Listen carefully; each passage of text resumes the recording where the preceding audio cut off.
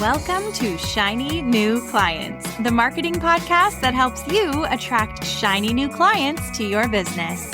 We'll talk about social media, what makes people buy, how to go viral, and marketing psychology, all in 20 minutes or less. Whether you're a coach, a stylist, or a wedding planner, if you've got a service-based business to sell, this is the show you need to fill your calendar. I'm Jenna Warriner, your new marketing coach, and this is Shiny New Clients. There is a huge opportunity right now for you to get way more views on Instagram when you use this brand new feature that was announced yesterday, August 6th, 2025. I am bringing this to you as quickly as I can. There's a new feature on Instagram. And before I started coaching yesterday in my weekly Magic Marketing Machine coaching call, I like to give a little lesson to everyone in the room. So yesterday I explained what was going on and everything we know about Instagram's new repost feature, which admittedly is not very much. There's not a ton of information, but I can tell you how I think people are going to be able to start using it. And yesterday I posted something, it got a bunch of reposts, and I think it got more views than it would have got otherwise. So this is a huge opportunity. I'm going to tell you all about it. I'm going to play you an edited recording of what I told my private clients yesterday.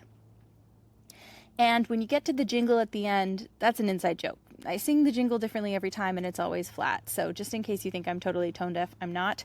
I will meet you at the end, where we'll hear that jingle together.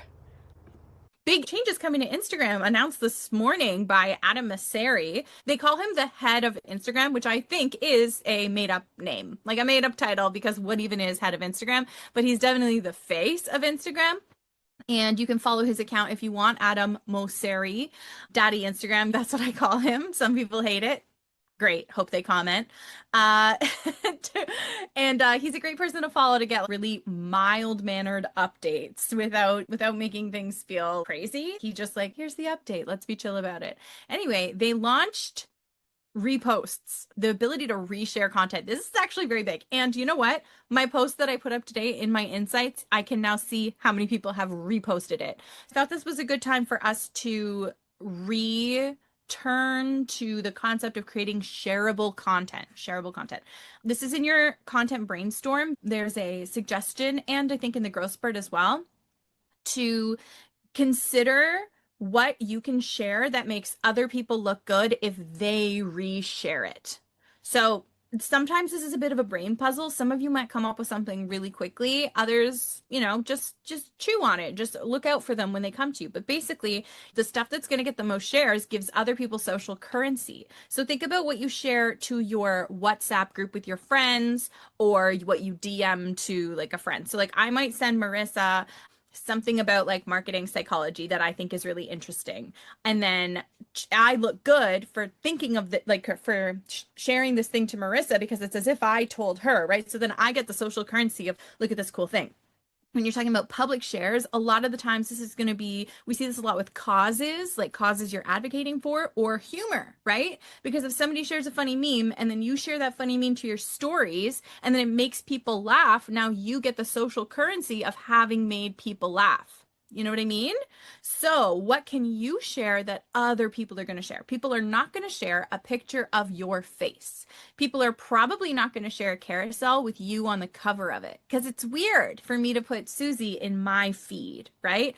But if it's just information, if it's a really strong hook, if it's funny, if it's something that you think that your ideal client's going to be interested in. So like also another example, what your ideal client is not going to share industry insider information about your industry, because they want to know what they want to know. Something that I share and that gets shared a lot in stories before the repost feature existed is small business owner inspo. You have a business, even if it's small. You have a business, even if it's new.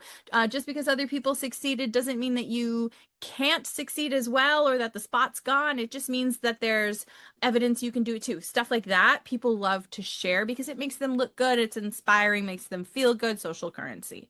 Okay, this is just a straight up repost to your feed, different than a remix where you'd add to it. Yeah, I think so, but I'm telling you, this thing is minutes old, so I don't even know, but it sounds, like repost on TikTok, where you just send that post out to your feed, there's a huge chance that a lot more views start happening right now. Because in the past, Instagram either showed us stuff they thought that we would like, or we had to follow someone to see their stuff. Now you're going to be seeing stuff in your feed that your friends think that you might like, or that your friends like.